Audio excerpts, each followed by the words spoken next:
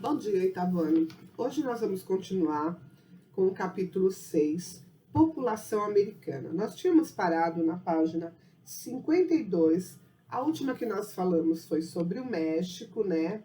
Da população mexicana, como que eles viviam, como era formada essa população. Na página 53, nós temos um gráfico, né? Que mostra a composição populacional de 2012 do México, e aí mostra outras etnias 10%, indígenas 28%, e mestiços, que é indígenas e brancos 62%.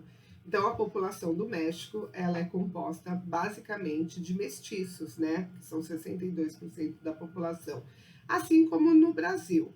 A composição no Brasil, populacional de 2017, asiáticos e indígenas, nós temos cerca de 1%. Negros, nós temos 8,6%. Pardos, 46,8%. É a maior parte da nossa população. E brancos, 43,6%. Esse dado é do IBGE, né? E mostra a população como ela é composta dentro do Brasil. Então, a maioria da população brasileira é de pardos. Apesar de compor uma grande parcela da sociedade mexicana, a população indígena tem sido alvo de atitudes discriminatórias que reforçam sua condição de desigualdade perante os demais. Muitos povos, eles têm sido expoliados historicamente, resultado na falta de acesso aos direitos fundamentais, como a educação, de acordo com o último censo realizado em 2010. 28,2% da população indígena não sabe ler e nem escrever. Isso no México, viu, gente? Além disso, os conflitos por territórios indígenas são bastante comuns, especialmente cobiçados por mineradores e garimpeiros.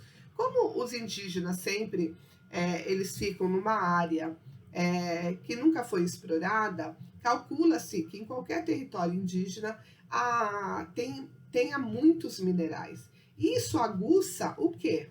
A cobiça do homem. E aí eles querem essas terras para que eles explorem e fiquem cada vez mais ricos. Em Cuba, após Fidel Castro, que ele era o presidente, conquistar o poder em 1959, instaurar um governo de caráter socialista, a prioridade do governo cubano foi ampliar a oferta de serviços de saúde e educação. Para a população, essas medidas associadas à política de eliminação do desemprego foram determinantes para romper com os péssimos indicadores sociais que ainda caracterizam muitos países da América Central. Atualmente, Cuba possui um índice de analfabetismo em torno de 0,2%. Olha, gente, isso é maravilhoso. Na área de saúde, ocorreu uma drástica redução de mortalidade infantil, que atualmente é de 4,4 por 1.000 nascidos vivos. Então, quer dizer que é um índice bem baixo. Para se ter uma ideia, o índice brasileiro é quase 4 vezes superior, é de 16,9 por 1.000. A cada 1.000, morre quase 17 crianças, até que lá em Cuba, morre 4 crianças a cada 1.000. Os índices cubanos são semelhantes aos de muitos países desenvolvidos e estão associados aos elevados investimentos do país em saúde e educação. O incentivo à modernização do campo intensificou a urbanização. Dados de 2018 revelam que 77% da população de 11 milhões e 100 mil habitantes vive nas cidades.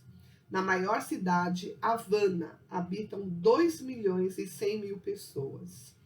A composição populacional de Cuba lá tem negros 9,30%, pardos 26,6% e brancos 64,10%. A maioria em Cuba é composta de pessoas brancas.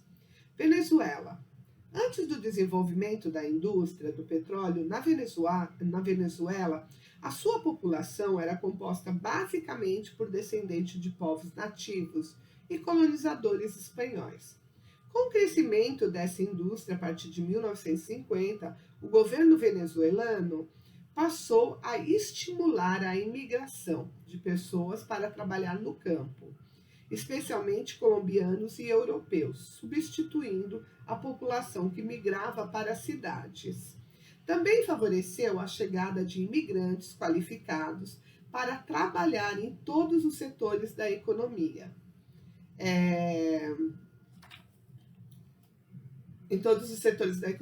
A partir de então, houve maior miscigenação e crescimento populacional.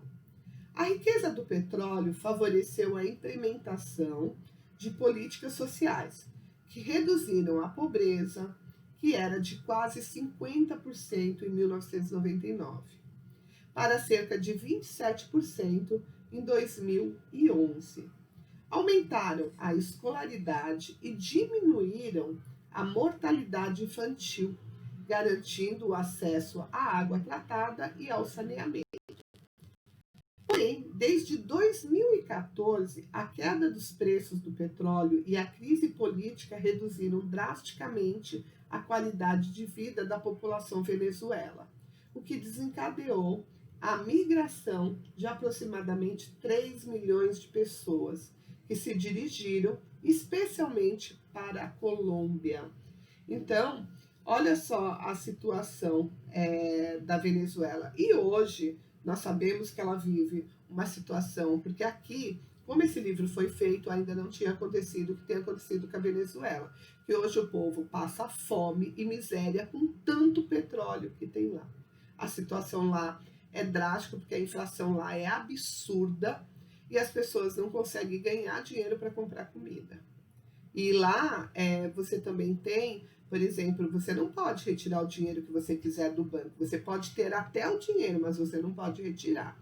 O dinheiro tem uma cota ao dia que você pode fazer essa retirada na Venezuela na atualidade. Tanto é que o Brasil ele tem sofrido muito com as migrações venezuelanas, porque acaba sobrecarregando o país em algumas regiões que já era difícil a sobrevivência.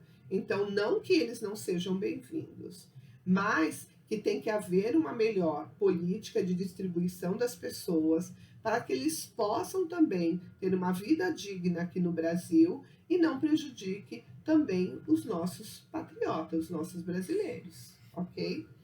Vamos falar do Chile.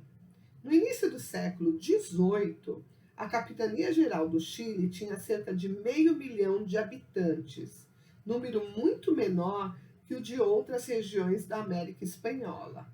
Atualmente, porém, esse número é de 17,9 milhões em 2018 pelo censo de lá. As décadas de 1960 e 1970 marcaram o período de maior urbanização do país, que hoje é de 87,6%.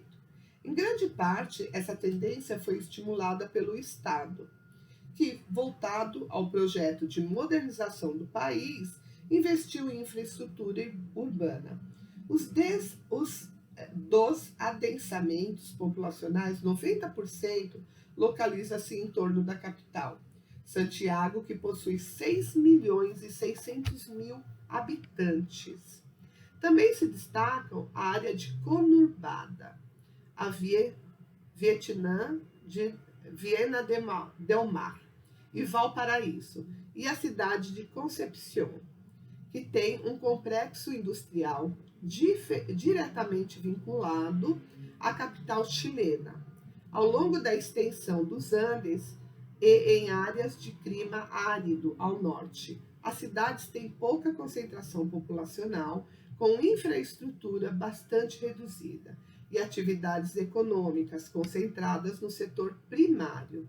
As principais são Antofagasta, Iquique e Copiapó, diretamente subordinadas à capital do Chile, né? Composição populacional.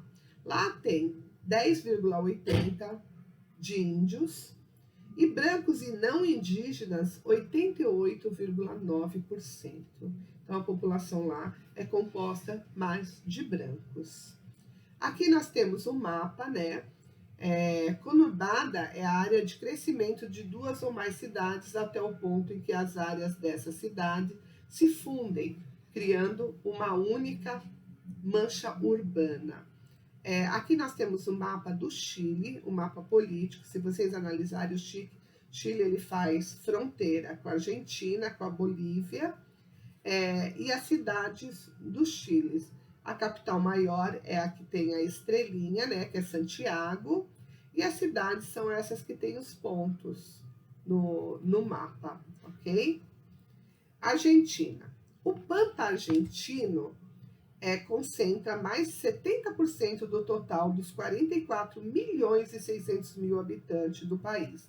Isso dados de 2018. Sobretudo na região metropolitana Buenos Aires. Essa região soma mais de 15 milhões de habitantes, constituindo-se a terceira maior região metropolitana da América Latina, atrás apenas das regiões de São Paulo e da Cidade do México.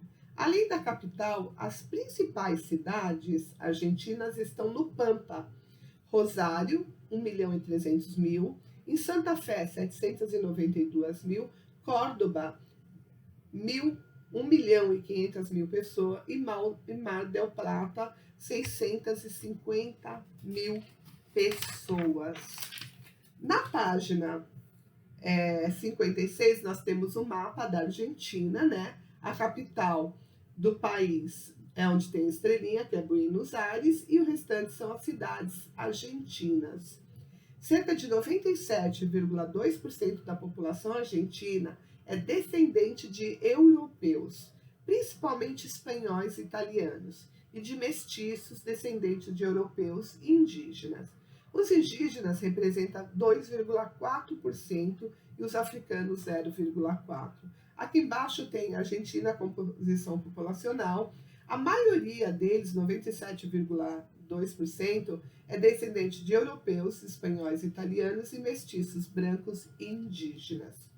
A Argentina apresenta um dos maiores índices de população urbana da América Latina, 92,5% do total nacional. Entretanto, nem sempre a infraestrutura das cidades cresce de modo proporcional para atender a grande demanda populacional, o que pode resultar em falta de moradia e emprego.